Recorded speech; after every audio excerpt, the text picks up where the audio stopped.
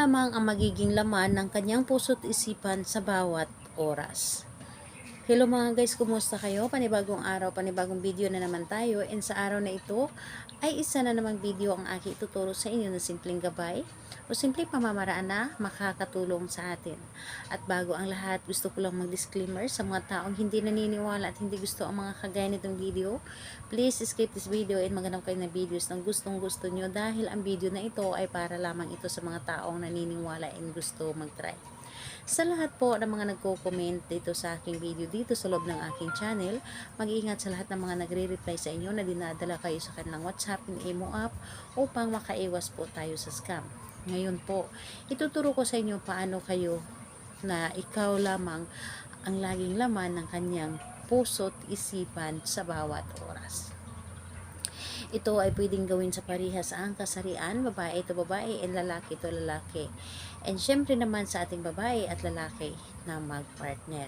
And ang kailangan natin dito na ating gagamitin is kailangan mo lamang dito maghanda ng isang pulang kandila or pink na kandila.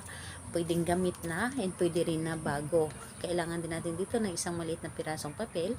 Kailangan natin dito ng olive oil or coconut oil. And kailangan din natin dito ng karayom. 3 karayom po or pin. So ayun po, kapag ready na yung mga naibanggit ko na ating gagamitin, ang isunod po ninyo ready is ang inyong sarili. I-claim nyo lamang dito sa inyong sarili na gustong gusto niyo itong gawin. I-claim po ninyo na ito ay makakatulong sa inyo at sigurado kayo na gagawin po ninyo ito. Siguraduhin ninyo sa inyong sarili na ito ay buo ang inyong loob sa paggawa at hindi kayo nagdududa dapat. Dahil kailangan natin dito ang inyong sarili na buo ang loob sa paggawa nito. Ngayon po, kapag ready ka na ay pwede mo na itong umpisahan. So, ang gagawin mo lamang dito sa isang papel. Sa isang papel, isusulat nyo lamang dito yung pangalan niya at apelyido ng 3 beses. So, kapag naisulat nyo na ito ng 3 beses sa papel, ang kanyang pangalan, dito naman sa isang kandila or dito sa kandila, isusulat po ninyo yung hanap-hanapin at lagi mo akong isipin. So, dito po, galing sa itaas, pababa. Hanap-hanapin at lagi mo akong isipin. And pagkatapos nun, kapag naiukit nyo na dito sa kandila, yung hanap-hanapin at lagi mo akong isipin gamit ang pin, ang gagawin pa ninyo, ang papel na ito na nilagyan ng kanyang pangalan ay ilagay po dito sa gitna ng kandila. So, ilagay po ninyo ito na nakabalot po. So, ganyan. And kunin po ninyo ang 3 pin or karayom, itusok nyo po dito sa gitna at sa gilid. So, itusok po ninyo dito para hindi po matanggal yung papel.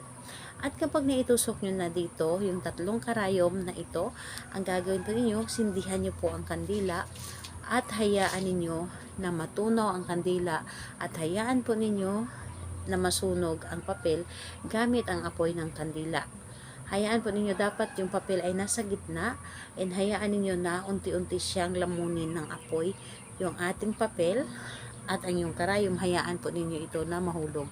And habang nasusunog or habang nakasindi ang kandila, paulit-ulit kayong humiling, sambitin ninyo yung pangalan niya at apelyido at paulit-ulit ninyo sasambitin na lagi mo akong hanap-hanapin at isipin. Hindi ako mawawaglit sa iyong isipan.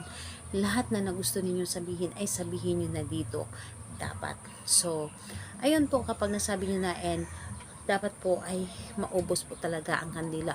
Humanap kayo ng kandila na medyo maliit lamang or tulad po ninyo na nito na gamit na. So, maliit na lamang ito. So, ayun po.